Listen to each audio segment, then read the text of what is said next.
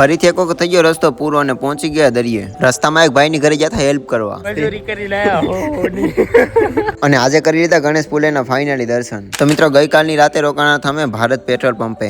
પછી સવારમાં કરી લીધો પેલા તો સામાન પેક. ત્યાર પછી અમે નીકળી ગયા ગણેશ પુલે ગણપતિ દાદાના દર્શન કરવા અને રસ્તામાં જોવા મળી ગયા સોપારીના બગીચા. આ સાઈડ જે તમને જોવા મળે ને બધા છે ને ભાઈ હોપારીના ઝાડવા છે. હોપારી આવી હોય આમ જો આ ઝાડું દેખાય ને આ હોપારી છે. ખાવાનું કઈ નથી મળ્યું આજે નારિયેલ પાણી અને ચિપ્સ લીધી છે. ત્યાર પછી થોડીક વાર સાયકલ ચલાવીને ત્યાં રસ્તામાં મળી જાય એક ભાઈ. મशीन लेना हेल्प कर दे. पता नहीं है भाई बता रहे यहाँ हेल्प बड़ा काम है अंदर ही है. પછી અમે પહોંચી ગયા ભાઈના ઘરે એમની હેલ્પ કરવા અને હેલ્પ કર્યા પછી અમારી સાથે થયું કઈક આવું. અરે પૈસા નહીં चाहिए बट ऐसे हेल्प करने आए थे. पैसे क्यों दिए? ठीक हो लिया.